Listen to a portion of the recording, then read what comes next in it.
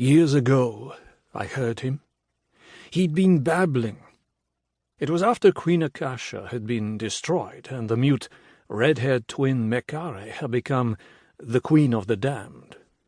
I'd witnessed all that, the brutal death of Akasha in the moment when we all thought we would die too along with her.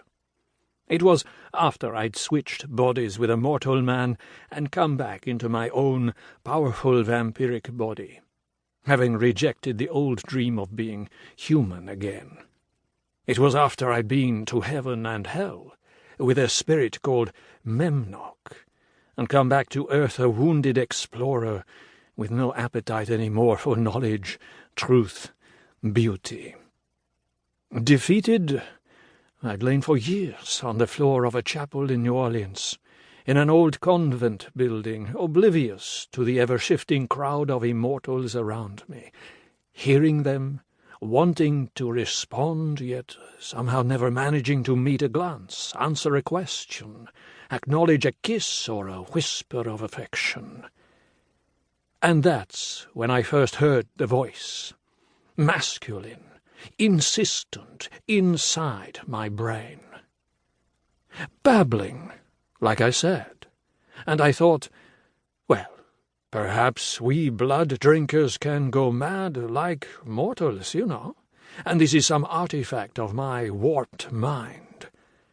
Or maybe he is some massively crippled ancient one, slumbering somewhere nearby, and somehow I, telepathically, get to share in his misery.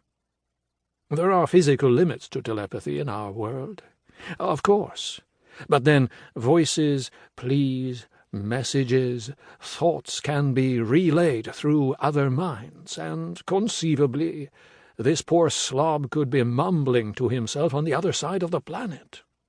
As I said, he had babbled, mixing languages, ancient and modern, sometimes stringing a whole sentence out in Latin or Greek, and then lapsing into repetitions of modern voices, phrases from films and even songs. Over and over he begged for help, rather like the tiny human-headed fly at the end of the B-movie masterpiece. "Help me! Help me!" As if he too were caught in a spider web and a giant spider were closing in on him. Okay, what can I do?" I'd ask. And he was quick to respond. Near at hand, or just the best relay system in the undead world? "Hear me, come to me," and he'd say that over and over again, night after night, until it was noise. I have always been able to tune him out, no problem.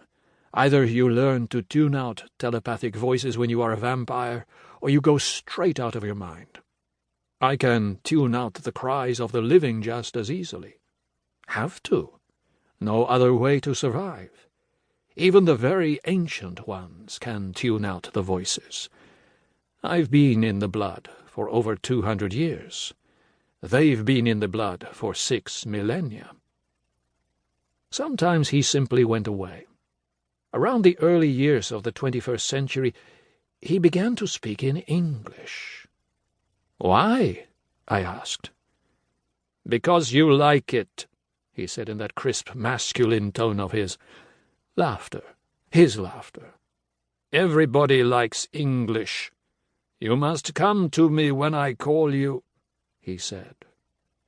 Then he was babbling again, in a mélange of languages, all about blindness, suffocation, paralysis, helplessness. And it devolved into "help me" again, with snatches of poetry in Latin and Greek and French and English. This is interesting for maybe 3/4 of an hour. After that, it's repetitious and a nuisance. Of course, I did not even bother to say no. At one point he cried out, "Beauty!"